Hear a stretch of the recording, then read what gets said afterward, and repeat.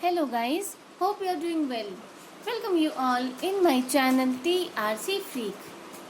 Guys हमने जो है कंपनी एनुअल कंप्लाइंस की सीरीज स्टार्ट करी थी, जिसमें हमने फॉर्म 81 जो कि है ऑडिटर अपॉइंटमेंट के लिए और फॉर्म AOC 4 जो कि होता है ऑडिटेड फाइनेंशियल स्टेटमेंट के लिए, वो हम उसकी वीडियो जो है ऑलरेडी अपलोड कर चुके हैं अपने चैनल पे। अगर आपको देखना हो कि ये फॉर्म को कैसे फिल करते हैं 81 और AOC 4, तो आप हमारे चैनल पर जाके देख सकते हैं, आपको वहाँ पर इसकी वीडियो मिल जाएगी। आज जो हम वीडियो अपलोड करने वाले हैं वो है फॉर्म MGT 7 की, कि इस फॉर्म को हमें कैसे फाइल करना है। ये फॉर्म होता किस लिए है? ये फॉर्म है एनुअल रिटर्न। अगर कंपनी के एनुअल रिटर्न डालते हैं तो वो हम इस फॉर्म में डालते हैं। ओके, तो आइए देख लेते हैं कि इस फॉर्म को कैसे फिल करना है। पहले मैं आपको बता देती हूँ कि इसको डाउनलोड कैसे करते हैं। डाउनलोड करने के लिए आपको MC की साइट पर जाना है। MC की साइट पर जाने के बाद आप जाएंगे MC सर्विसेज में, ई फाइलिंग में, कंपनीज फॉर्म डाउनलोड पे। यहाँ पर आने के बाद आपको सीधा Ctrl F करके यहाँ पर डाल देंगे MGT 7, तो ये फॉर्म बहुत आसानी से आपको यहाँ मिल जाएगा। ये फॉर्म आपको इंस्ट्रक्शन किट के साथ भी अवेलेबल है और विदाउट इंस्ट्रक्शन किट भी आप अपने कन्वीनियंस के अकॉर्डिंग इसको डाउनलोड कर लीजिएगा। ये फॉर्म आपका जिप फोल्डर में डाउनलोड होगा। ये डाउनलोड होने के बाद आप इसको एक्सट्रैक्ट कर लीजिएगा। एक्सट्रैक्ट करके ये फॉर्म आपका ओपन हो जाएगा। ओके, हम इसको ऑलरेडी डाउनलोड कर चुके हैं, तो आइए देख लेते हैं। तो ये है form number MGT 7 annual report. Okay, सबसे पहले इस फॉर्म में आपको लैंग्वेज दी गई है, 2 लैंग्वेज प्रोवाइड की है, इंग्लिश एंड हिंदी। आप अपने कन्वीनियंस के अकॉर्डिंग इसको चूज़ करेंगे। उसके बाद इसमें मांगा गया है रजिस्ट्रेशन एंड अदर डिटेल्स, हमें यहाँ पर डिटेल्स देनी है। तो उसमें सबसे पहले 1 नंबर है corporate identity number of the company. आपको जो है यहाँ पर कंपनी का सिन नंबर मेंशन करना है। सिन नंबर डालने के बाद जैसे आप रिफिल पे क्लिक करेंगे तो कंपनी का नेम, एड्रेस और ईमेल आईडी जो है ऑटोफिल हो जाएगा, वो आपको फिल करने की नीड नहीं पड़ेगी। अगर आपकी ग्लोबल कंपनी है तो GLN नंबर डाल देंगे। GLN नंबर डालने के बाद रिफिल पे क्लिक कर देंगे। पैन नंबर जो है वो आपको यहाँ पर एंटर करना पड़ेगा। ओके, उसके बाद टेलीफोन नंबर, वेबसाइट, अगर कंपनी की वेबसाइट है तो आप यहाँ पर उसको डाल देंगे, अदरवाइज ये कंपलसरी नहीं है, ये ऑप्शनल है। Okay, then date of incorporation, ये ऑटोफिल आपका हो जाएगा जैसे आप सिन नंबर डाल के प्रीफिल करेंगे। Type of company, category of company और सब कैटेगरी, ये भी आपका ऑटोफिल हो जाएगा। फिर भी इसके ऑप्शन मैं आपको दिखा देती हूँ। टाइप ऑफ कंपनी में प्राइवेट कंपनी, पब्लिक कंपनी या 1 पर्सन कंपनी, ये आप चूज कर लीजिए अपने अकॉर्डिंग। देन कैटेगरी क्या है? Company limited by shares, company limited by guarantee या फिर अनलिमिटेड कंपनी। सब कैटेगरी ऑफ कंपनी क्या है?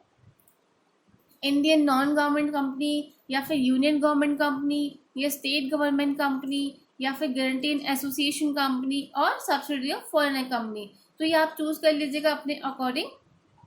देन है weather company is having share capital, क्या कंपनी की शेयर कैपिटल है? अगर है तो यस पे क्लिक करेंगे, अदरवाइज नो पे क्लिक कर देंगे।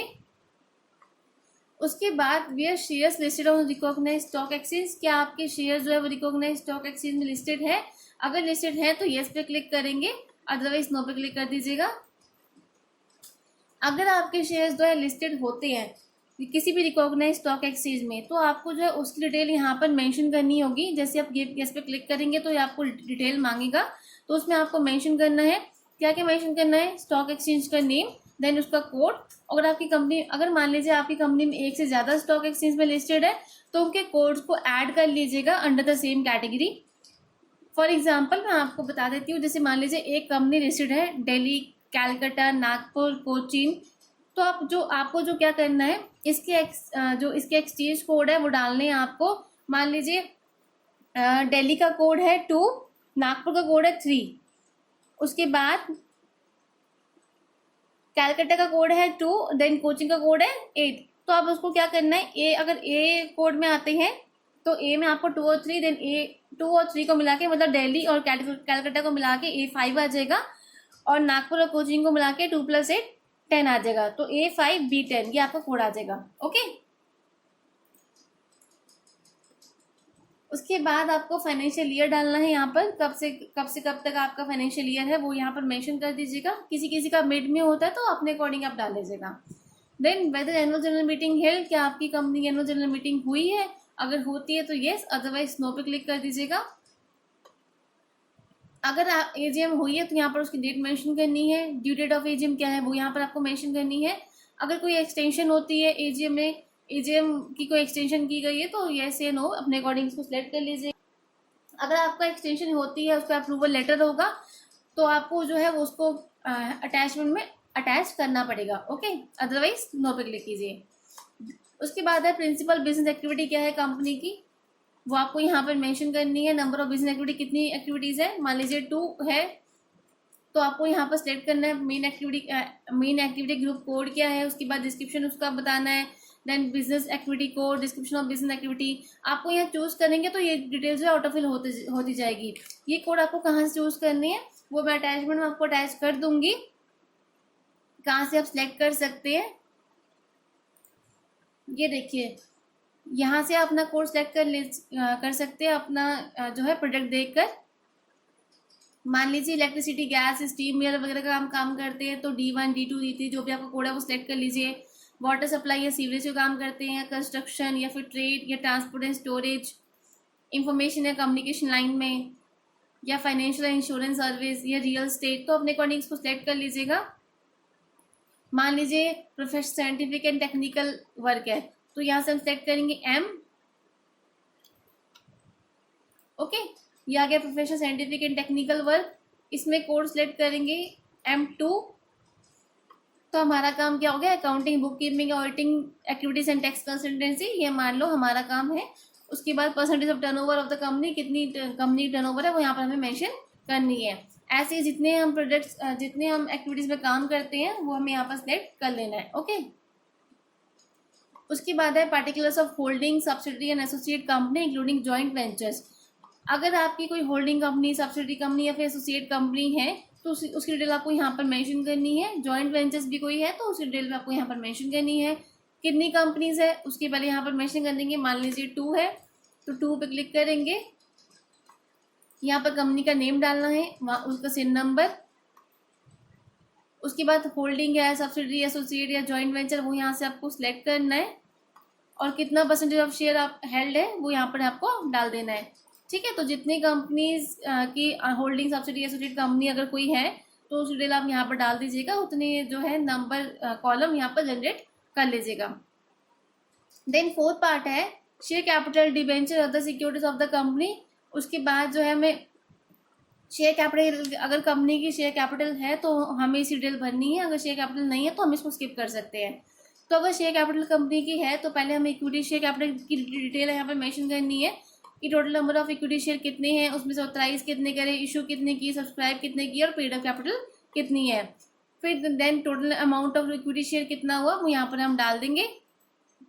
ठीक है, फिर नंबर ऑफ क्लासेस कितनी है वो यहाँ पर मेंशन करना है।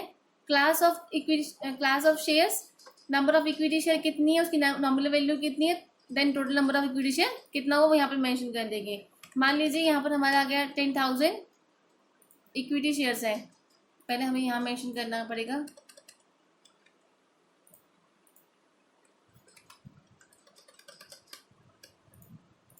आई थिंक फॉर्म में थोड़ा इशू आ रहा है तो यहाँ पर फिल हो नहीं रहा है, आप अपने अकॉर्डिंग इसको फिल कर लीजिएगा। यहाँ पर हमें नंबर डालने हैं, देन नॉमिनल वैल्यू कितनी है, मान लीजिए 10 पर शेयर तो यहाँ पर 10 एंटर कर देंगे। उसके बाद टोटल वैल्यू यहाँ पर डाल देंगे। मान लीजिए यहाँ पर आ गया 10,000, अगर आपके नंबर है तो यहाँ पर 10 डाल के यहाँ पर आ गया 1 लाख। ओके, उसके बाद इशू कितना हुआ वो यहाँ पर डाल देंगे। देन सब्सक्राइब कितना किया, अगर सारे के सारे सब्सक्राइब कर तो सेम आपको यहाँ पर मेंशन करना है, 10,000, 10 एंड 1 लाख आ जाएगा। उसके बाद पेड अप कैपिटल कितनी है वो यहाँ पर मेंशन कर देंगे। सेम इसी प्रकार जैसे हमने इक्विटी शेयर का डाला है वैसे आपको यहाँ पर प्रेफरेंस शेयर कैपिटल की डिटेल यहाँ पर मेंशन करनी है।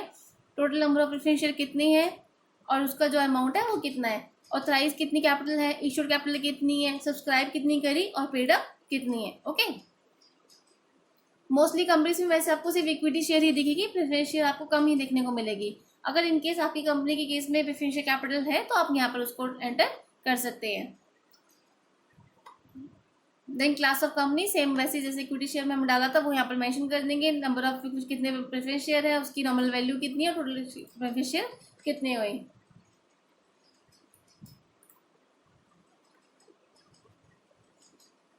उसके बाद है breakup of paid up share capital. यहाँ में जो पेड अप शेयर कैपिटल है उसका हमें यहाँ पर ब्रेकअप दिखाना है।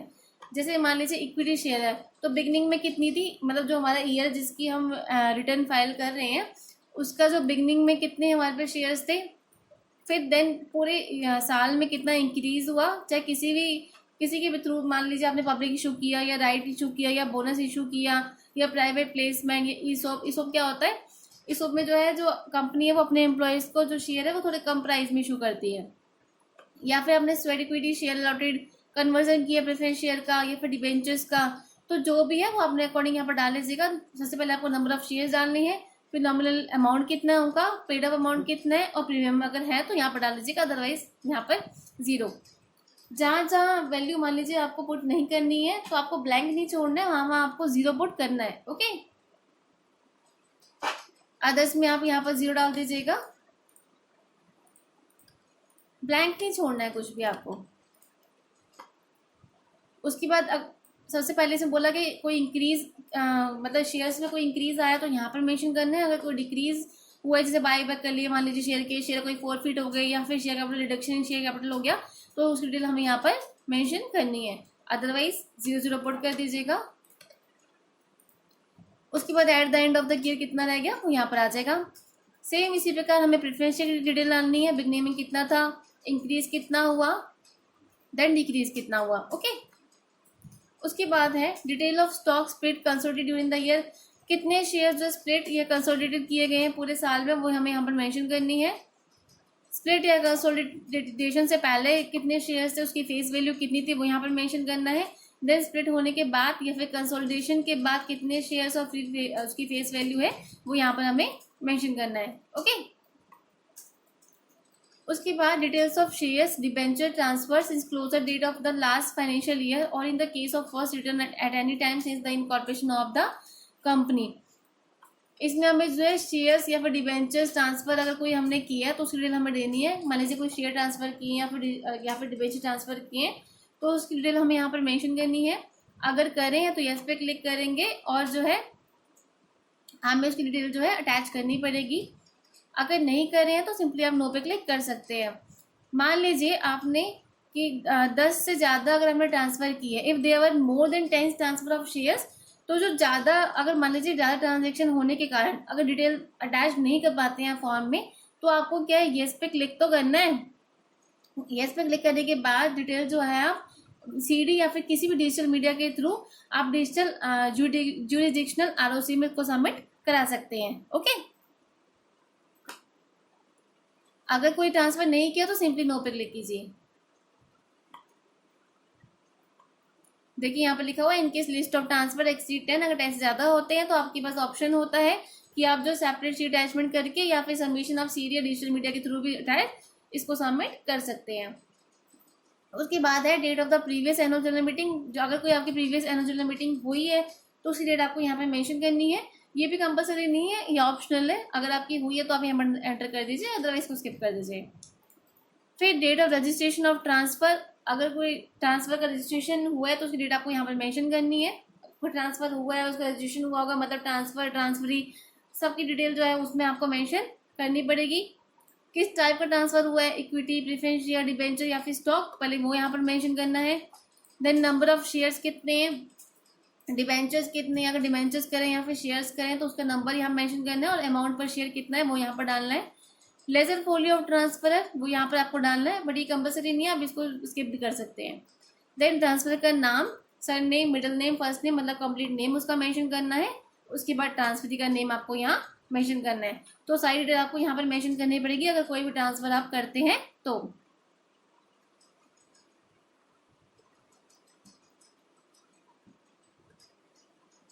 उसके बाद indebtedness including debenture outstanding as the end of financial year.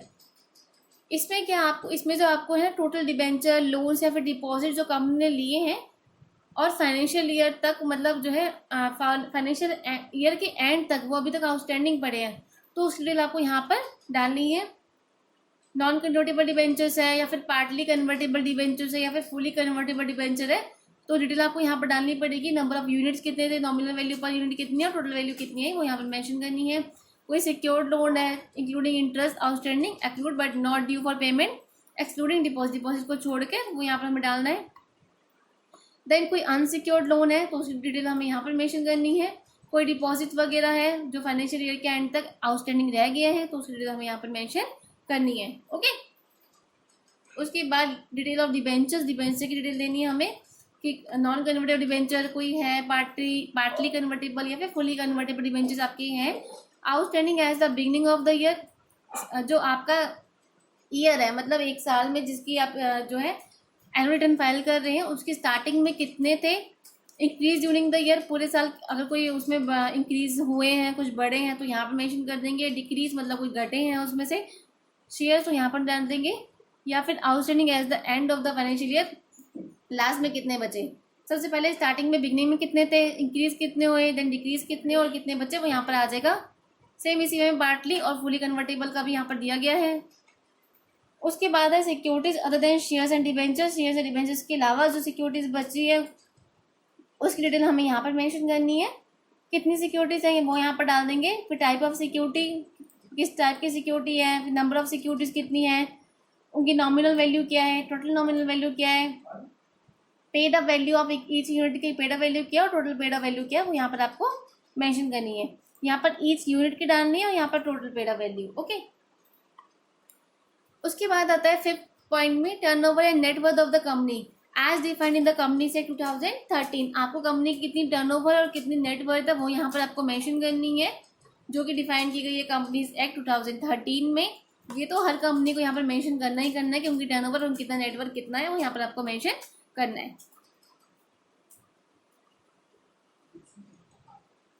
उसके बाद है numbers of promoters, members, debenture holder, कितने प्रोमोटर्स है आपकी कंपनी में, कितने मेंबर्स है, कितने डिबेंचर होल्डर है उनकी डिटेल आपको यहाँ पर डालनी है।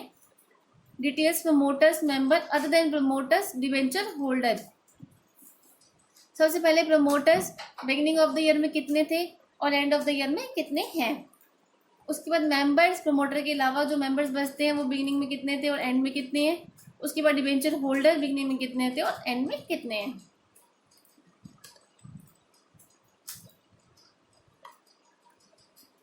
Then detail of director and KMP, अगर कोई जो डायरेक्टर्स वगैरह है और जो केएमपी उनकी डिटेल आपको यहाँ पर मेंशन करनी है। ओपीसी मतलब 1% कंपनी के केस में मिनिमम 1 डायरेक्टर की डिटेल आपको देनी पड़ेगी इसमें। प्राइवेट कंपनी के केस में मिनिमम 2 डायरेक्टर्स की डिटेल आपको यहाँ पर मेंशन करनी है। पब्लिक कंपनी के केस में मिनिमम 3 डायरेक्टर्स की डिटेल आपको यहाँ पर मेंशन करनी पड़ेगी और प्रोड्यूसर कंपनी के केस में मिनिमम 5 डायरेक्टर्स की डिटेल आपको यहाँ पर डालनी है। ज़्यादा से ज़्यादा हम जो है यहाँ पर 30% की डिटेल हम यहाँ पर प्रोवाइड कर सकते हैं। अगर इससे ज़्यादा डिटेल आपको प्रोवाइड करना चाहते हैं, ज़्यादा परसेंट की डिटेल प्रोवाइड करना चाहते हैं तो ऑप्शनल अटैचमेंट में आप वहाँ पर उसको अटैच कर सकते हैं अलग से डिटेल बना के, पर फॉर्मेट जो है वो यही होना चाहिए। ओके,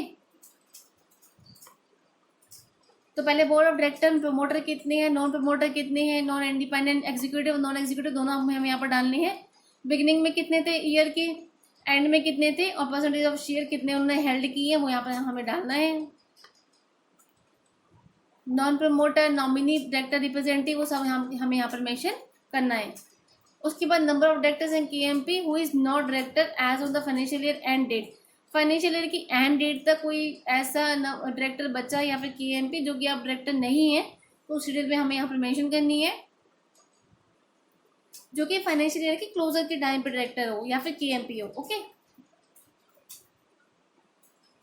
उसके बाद particulars of change in director and KMP में कोई चेंज वगैरह हुआ है तो हमें उसका मेंशन करना पड़ेगा, उनका नेम, उनका डिन नंबर, डेजिग्नेशन क्या है बिगनिंग में मतलब फाइनेंशियल ईयर की स्टार्टिंग में उनकी डेजिग्नेशन क्या थी, डेट ऑफ अपॉइंटमेंट या फिर चेंज इन डेजिग्नेशन कोई सक्सेशन वगैरह हुआ है या फिर अपॉइंटमेंट कोई हुई है तो हमें यहाँ पर मेंशन करनी है।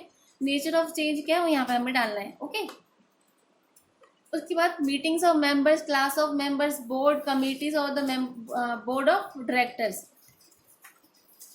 कितनी मीटिंग्स वगैरह हुई है वो हमें यहाँ पर मेंशन करनी पड़ेगी। मेंबर्स के बीच, बोर्ड के बीच, बोर्ड मीटिंग कितनी हुई है वो सब हमें डिटेल यहाँ पर डालनी है। सबसे पहले मेंबर्स क्लास जो कि डिजाइड एनसीएलटी कोड कन्वीन मीटिंग कितनी की गई है मेंबर्स की तो यहाँ पर मेरी मीटिंग की डिटेल डालेंगे। Then type of meeting, date of meeting यहाँ डालनी है। Total number of members entitled to attend meeting, कितने मेंबर्स उस मीटिंग में अवेलेबल थे, कितने मेंबर्स ने मीटिंग जो अटेंड करी है। फिर अटेंडेंस कितनी है, नंबर ऑफ मेंबर्स अटेंडेड, कितने मेंबर्स अटेंड किए हैं और कितने % ऑफ टोटल शेयर होल्डिंग थी। उसके बाद बोर्ड मीटिंग्स, कितनी बोर्ड मीटिंग्स हुई है, नंबर ऑफ मीटिंग हेल्ड, कितनी बोर्ड मीटिंग हुई है वो हमें यहाँ पर मेंशन करनी है।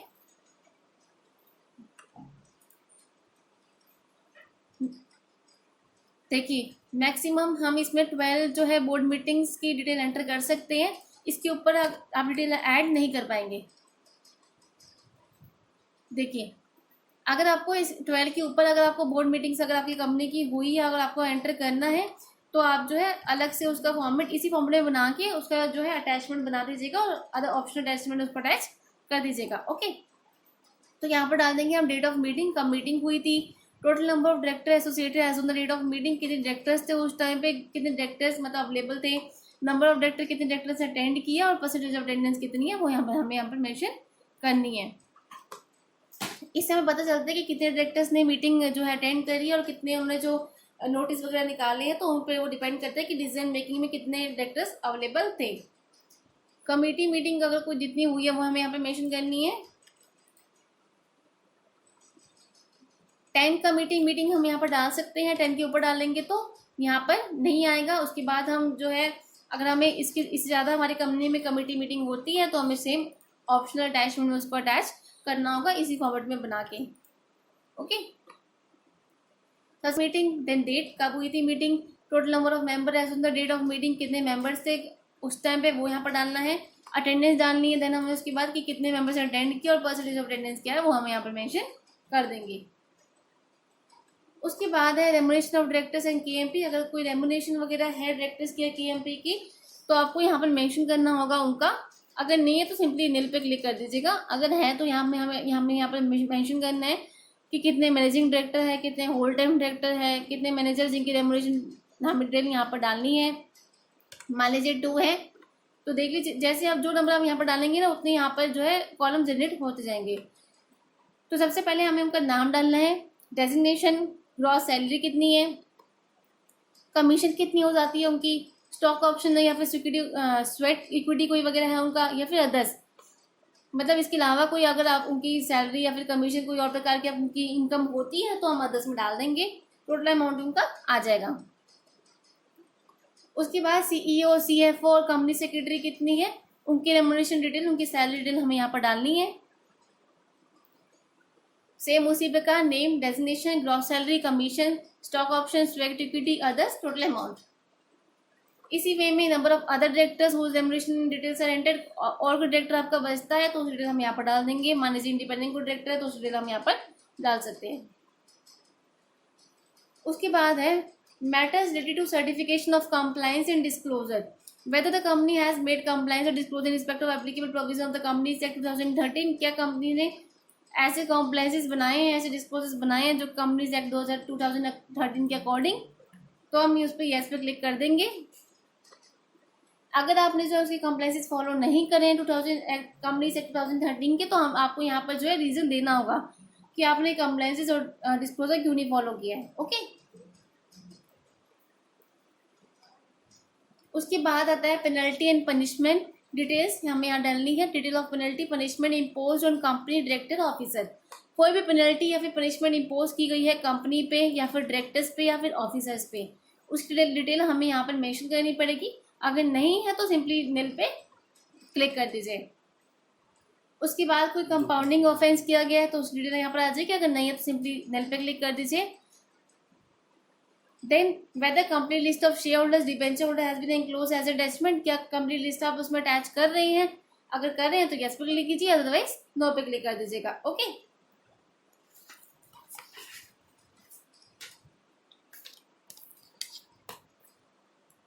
उसके बाद है compliance of sub section 2 of section 92 in case of listed company.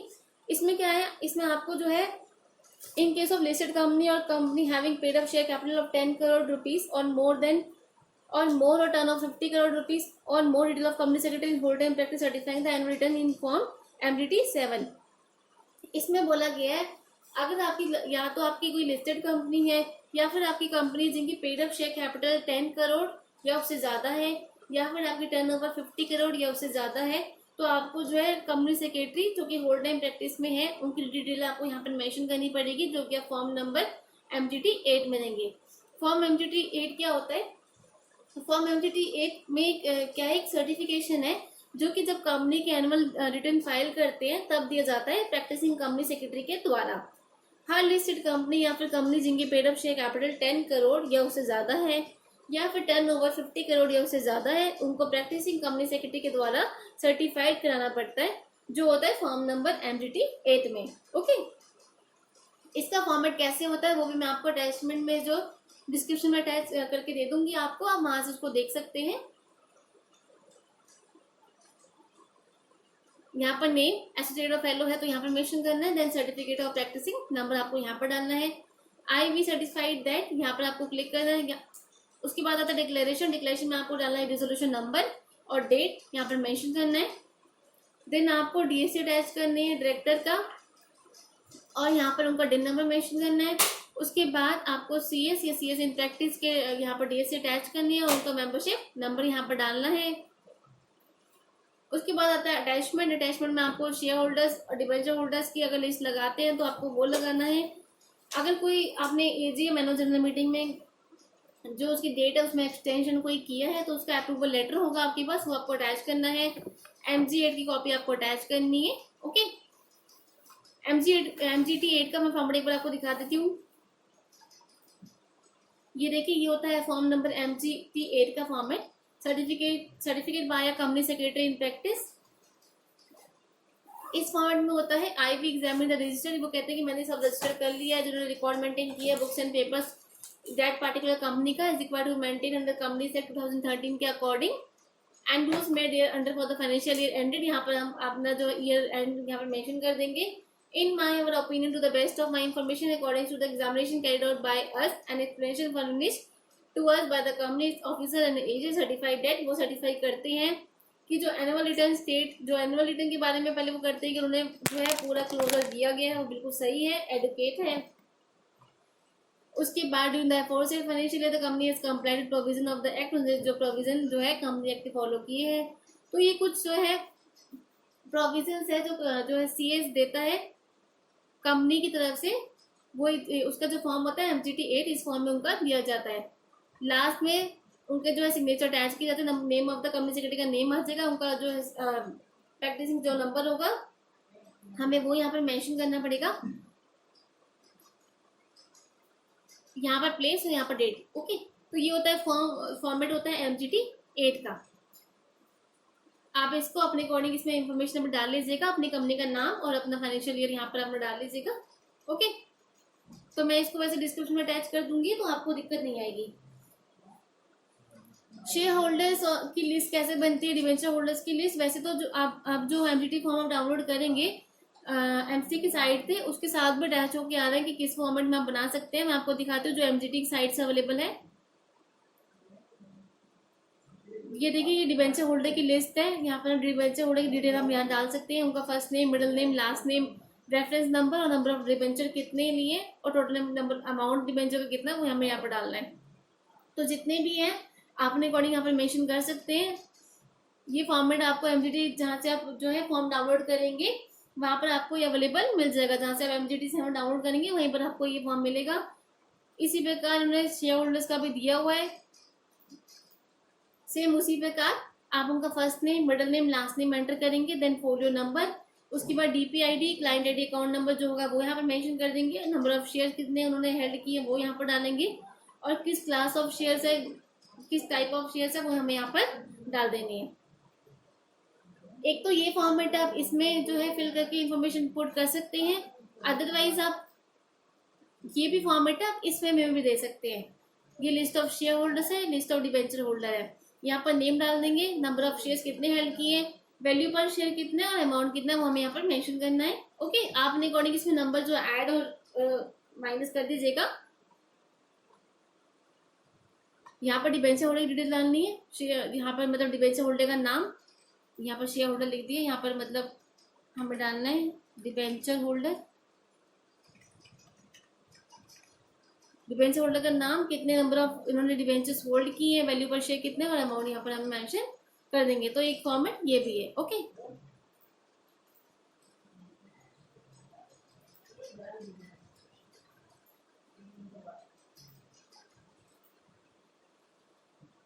वापस आते हैं हम फॉर्म पर।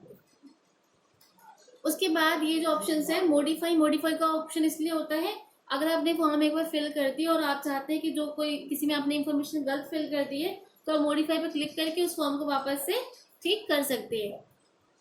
देन चेक फॉर्म करेंगे। जब फॉर्म पूरा फिल कर लेते हैं तो आपको चेक फॉर्म करना होता है। चेक फॉर्म से आपको पता चलता है अगर आपने कोई मैंडेटरी फील्ड जिसपे स्टार मार्क्स लगे होते हैं और आपने कोई ऐसी जो फील्ड है वो ब्लैंक छोड़ दी है, तो आपको इंटीमेट कर देता है, तो आप वहां पर जो है उस इंफॉर्मेशन को फिल कर सकते हैं। ओके गाइज, एक बात का ध्यान रखिएगा, चेक फॉर्म करने के बाद ही आपको डिजिटल सिग्नेचर अटैच करनी है, उसके बाद डिजिटल सिग्नेचर अटैच नहीं करनी है। डिजिटल सिग्नेचर डीएससी लगाने से पहले आपको जो चेंजेस करने हैं, तो जो आपको सेटिंग करनी है, वो वैसे मैं आपको AOC 4 वाली वीडियो में बता चुकी हूँ, फिर भी एक बार बता देती हूँ आपको। डीएससी लगाते वक्त एक बात का ध्यान रखिएगा, यहाँ पर एडिट में जाएंगे, प्रेफरेंस में जाएंगे, यहाँ पर आपको जाना है सिग्नेचर्स में, क्रिएशन एंड अपीयरेंस में जाएंगे, तो ये देखिए यहाँ पर लिखा है इंक्लूड सिग्नेचर रिवोकेशन स्टेटस। ध्यान रखिएगा यहाँ पर कभी भी मार्क ना हो। अगर यहाँ पर मार्क होगा तो ये जो फॉर्म का ही साइज जो है बढ़ जाएगा, तो एमसी पे जब आप अपलोड करेंगे तो वहां पर आपको इश्यूज आ सकते हैं। तो ध्यान रखिएगा यहाँ पर जो है अनमार्क हो। ओके, तो ये छोटी सी सेटिंग थी जो हमें डीएससी अटैच करते हुए ध्यान रखनी है। चेक फॉर्म करने के बाद आपको डीएससी अटैच करना है। डिजिटल सिग्नेचर अटैच करने के बाद आप सिक्योरिटी करेंगे। सिक्योरिटी जैसे ही सक्सेसफुल हो जाती है तो आपको ये फॉर्म जो है अपलोड करना होगा एमसी की साइट पे। एमसी की साइट पे कैसे अपलोड करना है वो आपको बता देती हूँ मैं एक बार। तो इस फॉर्म को अपलोड करने के लिए आपको वापस एमसी की साइट पे जाना है। एमसी की साइट पे जाने के बाद आप जाएंगे माई वर्क स्पेस में। यहाँ पर आने के बाद आपको यहाँ जैसे अपना लॉगिन आईडी डालेंगे, पासवर्ड और कैप्चा कोड डाल के अपना लॉगिन करेंगे, तो आपको यहाँ पर दिखेगा लॉगिन अपलोड ई फॉर्म। अपलोड ई फॉर्म पे क्लिक करके आपको यहाँ पर दो ऑप्शन दिखाएगा, नॉर्मल फॉर्म और रीसबमिशन फॉर्म। उसमें हम नॉर्मल फॉर्म पे क्लिक करके इस जो आपका फाइल है उसको अपलोड कर देंगे, इस फॉर्म को अपलोड कर देंगे। जैसे अपलोड करेंगे वो आपको इसकी प्रिस्क्राइब फीस मांगेगा। जैसे आप उसके फी को पे करेंगे तो ये फॉर्म आपका अपलोड हो जाएगा। ओके, तो ये था प्रोसेस पूरा MGT 7 फॉर्म फिल करने का। आई होप ये वीडियो आपको पसंद आई होगी। अगर कोई भी आपको इश्यूज आते हैं, कोई जो आपको अटैचमेंट लगानी है उससे रिलेटेड, या फिर इस फॉर्म में कोई इन्फॉर्मेशन आपको समझ नहीं आती कैसे फिल करनी है, तो प्लीज़ कमेंट बॉक्स में कमेंट करके पूछ लीजिएगा, हम आपको वहाँ पर उसका रिप्लाई कर देंगे। इसके अलावा भी आपको किसी और चीज़ में एमसी किसी फॉर्म में कोई दिक्कत आती है तो प्लीज़ आप पूछ लीजिएगा, हम आपको उसका रिप्लाई ज़रूर करेंगे, उसका सोल्यूशन ज़रूर प्रोवाइड करेंगे। ओके, आई होप आपको ये वीडियो पसंद आई होगी। Thank you so much.